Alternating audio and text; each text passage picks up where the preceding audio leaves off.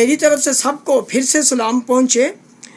आज का कलाम है कि खुदा का गैर कौमों के लिए निजात के लिए क्या प्लान है उसका,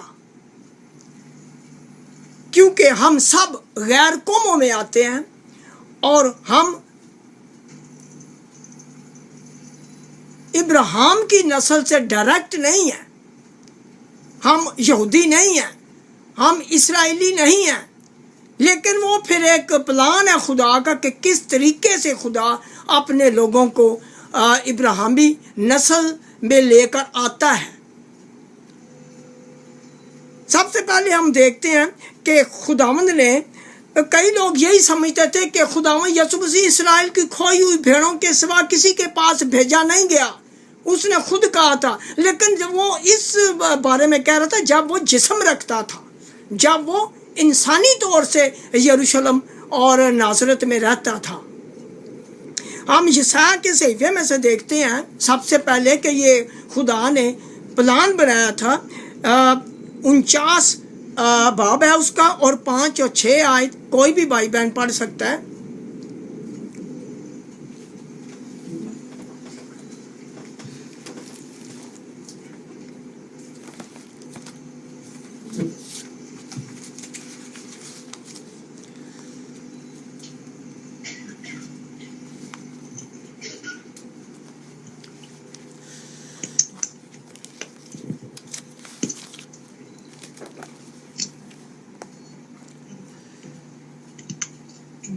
चूंकि मैं खुदावंद की नज़र में जलीलुल कदर हूँ और वो मेरी तवानाई है, इसलिए वो जिसने मुझे रहम ही से बनाया ताकि उसका खादम होकर याकूब को उसके पास वापस लाऊं और इसराइल को उसके पास जमा करूं। यूं फरमाता है, हाँ खुदावंद फरमाता है कि ये तो हल्की सी बात है कि तू याकूब के कबाइल को बर्पा करने और महफूज इसराइलियों को वापस लाने के लिए मेरा खादिम हो, बल्कि मैं तुझको कौमों के लिए नूर बनाऊंगा कि तुझसे मेरी निजात जमीन के किनारों तक पहुंचे। आमीन। खुदावंद आमीन। यानी कि आप देखते हैं कि पहले से ही खुदावंद ने ये प्लान बना लिया था कि खुदावंद यीशु मसीह को एज ए खादिम, खुदा का खादिम पेश करे। हालांकि अगर आप 42 बाब में जाते हैं इसराइल यशायाह के सहीफे में, तो वहाँ लिखा है कि खादम मैं खुद ही हूँ। खुदावंद फरमाता कि मैं ही खादम हूँ, यानी खुदावंद यहोवा ही खादम बना, यानी कि मसीह में आकर वो खादम बन गया और उसने अपने आप को खाली कर दिया और खुदा ने भी उसे वो नाम बख्शा जो सब नामों से आला, ताकि यीशु के नाम से हर घुटना झुक जाए और हर ज़बान इकरार करे कि यीशु मसीह खुदावंद है। यानी कि जो आसमान पर है उसका भी घुटना झुके, जो ज़मीन पर उसका भी घुटना झुके, और जो ज़मीन के नीचे, पताल के नीचे, पानियों के नीचे जो पताल है वहाँ से भी जो भी लोग हैं रूहें हैं उनके भी घुटने झुक जाएंगे। ये बहुत बड़ी बात की है पौलुस रसूल ने। फिलिपियों 2 बाब 9वीं और 10वीं आयत में ये लिखा है। तो ये बहुत बड़ा एक प्लान है जो खुदा अपने लोगों पर ज़ाहिर करता है। लेकिन जब खुदा ने पहल यहूदियों को अपने पास बुलाया, जिस तरह रसूलों पर और 120 की जमात पर जब खुदा का रूह नाज़िल हुआ, पाक रूह जिसे कहते हैं, रूह कुदस जिसे कहते हैं, जिसे मसीह का रूह कहते हैं, यीशु का रूह कहते हैं, और जब उन पर नाज़िल हुआ तो उसके बाद यहूदी भी बचे, यानी वो सारी जो 120 की जमात थी वो सब यहूदी थे, और उनमें से कोई हो सकता है कोई गैर कौम हो, लेकिन मेरा नहीं ख्याल कि वो कोई गैर कौम उनमें शामिल हो, क्योंकि अभी तक गैर कौमों के लिए निजात का दरवाज़ा नहीं खुला था। टाइम के साथ हर चीज़ मुमकिन होती है, खुदा के टाइम लाइन में होती है, खुदा के प्लान में होती है। फिर उसने सामरियों के लिए दरवाज़ा खोला। खुदा ने रूह कुदस देने के लिए जो ज़िंदगी है वो सामरियों के लिए खोला गया, जो अमाल 8 बाब में है। आप अगर अमाल 8 बाब में चले तो वहाँ सामरियों पर भी खुदा ने अपनी रूह का मसा दिया।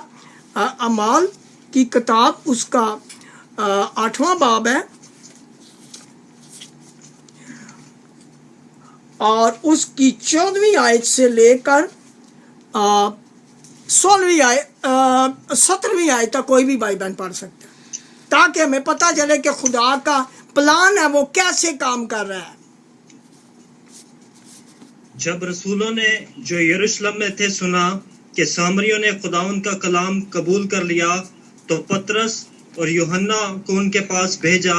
انہوں نے جا کر ان کے لیے دعا کی کہ روح القدس پائیں، کیونکہ وہ اس وقت تک ان میں سے کسی پر نازل نہ ہوا تھا۔ انہوں نے صرف خداوند یسوع مسیح کے نام پر بپتسمہ لیا تھا، پھر انہوں نے ان پر ہاتھ رکھے اور انہوں نے روح القدس پایا۔ آمین۔ یعنی کہ آپ دیکھتے ہیں کہ صرف پانی کا بپتسمہ لینا ہی کافی نہیں ہے، کیونکہ اس کے ساتھ خدا کا وعدہ ہے کہ تمہیں پانی اور روح سے پیدا ہونا ضرور ہے۔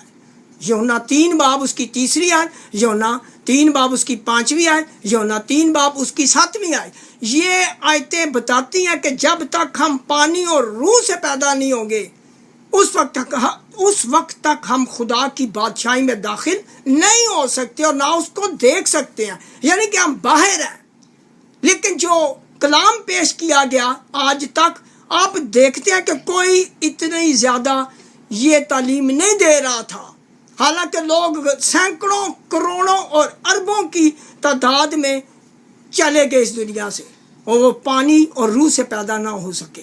اگر انہوں نے پانی کا بپتسمہ لیا ہے تو وہ کس کے نام سے لیا ہے؟ وہ باپ بیٹا اور روح القدس کے نام سے لیا، حالانکہ باپ بیٹا اور روح القدس کے نام سے بپتسمے کا کوئی شاید نہیں ہے کہ کسی نے لیا ہو بائبل میں۔ ہم بائبل کی بات کرتے ہیں، ہم دنیاوی بات نہیں کرتے۔ یہاں تو بہت کچھ ہوتا ہے، اور بھی کئی لوگ کام کرتے ہیں، مختلف قومیں بھی بہت کام کرتی ہیں، ان کا ہم بات نہیں کریں، ان کی بات ہم نہیں کریں گے، بلکہ جو بائبل میں لکھا ہے کہ سب نے یسوع مسیح کے نام سے بپتسمہ لیا تو وہ نجات ان کو ملی، اور وہ 5000 اشخاص تھے جو ان میں شامل ہو گئے جب انہوں نے پانی کا بپتسمہ یسوع مسیح کے نام سے لیا، اور اس کے بعد رسولوں نے ان پر ہاتھ رکھے تو ان کو روح القدس ملا۔ یہ مختلف جگہوں پر یہ خدا کا کلام ہمیں بتاتا ہے جو اعمال کی کتاب میں ہے۔ اس کے بعد ہم دیکھتے ہیں کہ غیر قوموں کا دروازہ کب کھلتا ہے۔ ہم جاتے ہیں اعمال 10 باب، یہ خدا کا سارا پلان ہے۔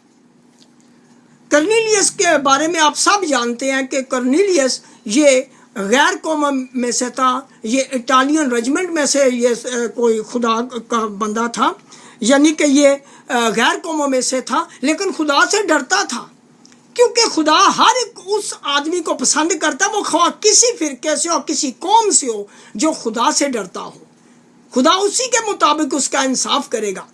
تو اس کے پاس خدا کا فرشتہ آیا اور اس نے اسے کہا کہ پطرس کو اپنے ہاں لے آ، کیونکہ وہ شمع دباغ کے یہاں ہے، تو آپ وہاں آدمی بھیج کر تو اس کو بلوا لیں۔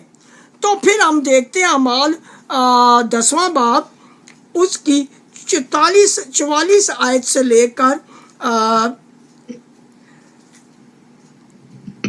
48 آیت تک، 44 سے 48 تک آپ پڑھیں گے تو آپ کو ساری چیز سمجھ لگ جائے گی کہ غیر قوموں کو کیسے خدا نے اپنے نجات کے پلان میں شامل کیا۔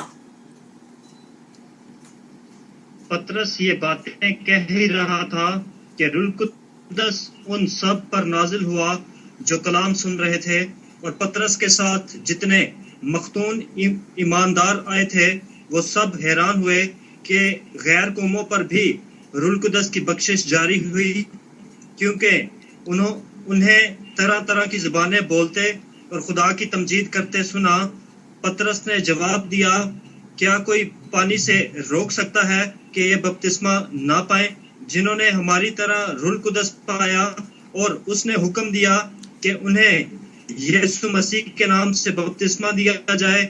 اس پر انہوں نے اس سے درخواست کی کہ چند روز ہمارے پاس رہے۔ آمین۔ یعنی کہ جب غیر قومیں آتی ہیں خدا کے پاس، یعنی اس پر ایمان رکھتی ہیں، حالانکہ یہوہ خدا پر تو بہت دنیا ایمان رکھتی تھی، وہ یہودی بھی رکھتے تھے، لیکن جب تک وہ جسم میں جو یہوہ خداوند آیا ہے اس پر ایمان نہیں رکھیں گے تو وہ نجات نہیں پا سکتے۔ یہ بڑی عجیب بات ہے کیونکہ سارے یہودی یہوہ جو کہ سچا خدا ہے اس پر ایمان رکھتے تھے، لیکن وہ نجات یافتہ نہیں تھے۔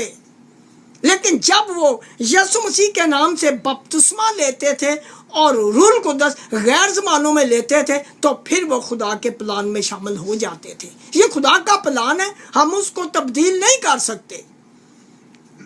اور اس کے بعد خدا نے ایک وعدہ کیا تھا، آپ اعمال 2 باب میں چلے جائیں، پطرس کے وسیلے سے جو کہ روح القدس کی ہدایت سے خدا کا کلام پیش کرتا تھا، اس نے جو اعمال 2 باب اس کی 39 آیت اگر آپ پڑھیں تو آپ کو پتہ چل جائے گا کہ 38 میں تو آپ سب کو پتہ کہ یسوع مسیح کے نام سے توبہ کا بپتسمہ لیں گے اور روح القدس ان کو انعام میں ملے گا۔ تو یہ وعدہ کن سے ہے ہم دیکھتے ہیں 39 آیت میں، اعمال 2 باب 39 آیت، ٹھیک ہے۔ اس لیے کہ یہ وعدہ تم اور تمہاری اولاد اور ان سب دور کے لوگوں سے بھی ہے جن کو خداوند ہمارا خدا اپنے پاس بلائے گا۔ آمین۔ یعنی کہ یہ میں اپنی طرف سے یہ نہیں کہہ رہا، یہ خدا کے کلام میں لکھا ہے کہ اگر آپ نجات میں شامل ہونا چاہتے ہیں، جو ہم سب غیر قومیں تھیں لیکن اب خدا کی جماعت میں شامل ہو چکی ہیں، خدا کے پلان میں شامل ہو چکی ہیں، ہم ابراہیم کے بچے بن چکے ہیں، اس کی نسل ہو چکا ہے، کیونکہ جیو کا روح جو ہے، جو یسوع مسیح جو کہ اسرائیلی ہے اور جیو ہے، اس کا روح جو ہے وہ ہم نے لے لیا ہے اور ہم میں وہی خدا کا روح آ گیا جو اسرائیلی ہے، اس لیے ہم بھی ابراہیم کی نسل اب بن چکے ہیں۔ لیکن اگر ہمارے پاس خدا کا روح نہیں ہے تو ہم خدا کے پلان میں شامل ہمارے لیے ہونا بہت مشکل ہے۔ یہ خدا کا کلام ہمیں بتاتا ہے، ویسے ہمیں ویسے پتہ لگنا بہت مشکل ہے۔ ایک اور آیت ہے